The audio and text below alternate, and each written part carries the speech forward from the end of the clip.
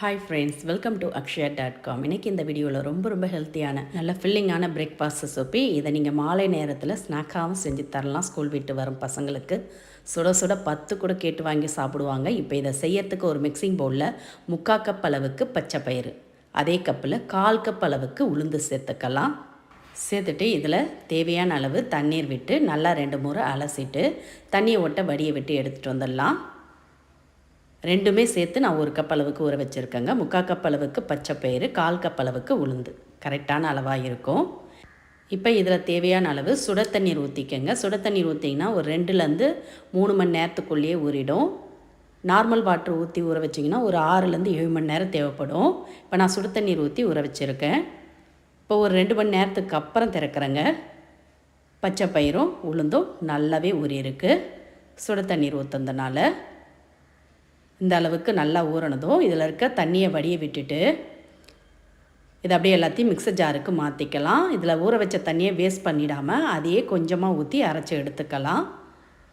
Mixer ஜாரில் எல்லாத்தையும் மாற்றிட்டு இதோட 2 பச்சை மிளகா உடைச்சி சேர்த்துக்கங்க. கூடவே ஒரு 6லேருந்து 7 பூண்டு பல் உரித்து சேர்த்துட்டு இது கூட தோல் சீவன இஞ்சி துண்டு கொஞ்சம், கூடவே ஊற வச்ச தண்ணி ஒரு 1/4 கப் அளவுக்கு மட்டும் ஊற்றிக்கங்க. அதிகமாக தண்ணீர் சேர்க்காமல் 1/4 கப் அளவுக்கு தண்ணீர் ஊற்றி நல்லா மைய அரைச்சி எடுத்துகிட்டு வந்துடலாம்.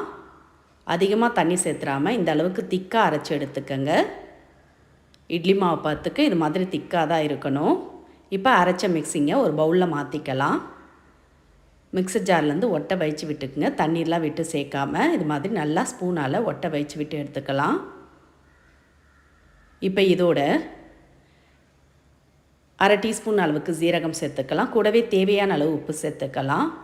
சேர்த்துட்டு இதில் ஒரு மீடியம் சைஸ் வெங்காயத்தை பொடியாக கட் பண்ணி சேர்த்துக்கங்க. கூடவே 1/2 கப் அளவுக்கு ஸ்வீட் கார்ன் இருந்ததுன்னா சேர்த்துக்கங்க. சாப்பிட ரொம்ப சுவையாக இருக்கும். கூடவே ஒரு 1/4 கப் அளவுக்கு பொடியாக கட் பண்ண ஃப்ரெஷ்ஷான தேங்காய் சேர்த்துட்டு இதோட கருவேப்பிலை, மல்லி இலைகள் பொடியாக கட் பண்ணி சேர்த்து மாவோட நல்லா கலந்துக்கலாம். நம்ம சேர்த்த பொருட்கள் எல்லாமே நல்லா மாவில் எல்லா இடம் பரவுற மாதிரி கலந்துக்கங்க. இதில் விருப்பப்பட்டிங்கன்னா கேரட் கூட சின்னதாக துருவி சேர்த்துக்கலாம். சாப்பிட நல்லா சுவையாக இருக்கும்.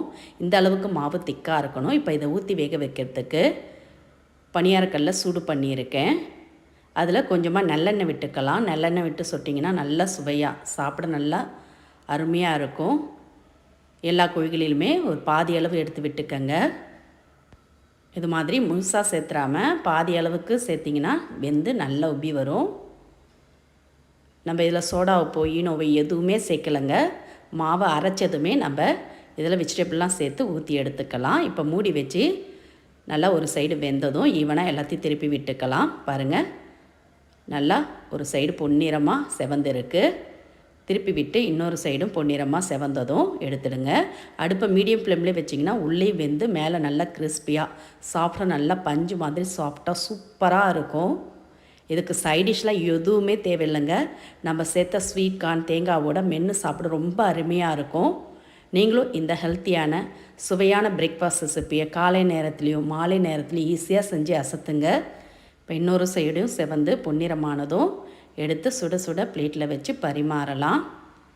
மேலே நல்லா கிறிஸ்பியாக உள்ள பஞ்சு மாதிரி சாஃப்டான பிரேக்ஃபாஸ்ட் ரெடி ஆகிடுது.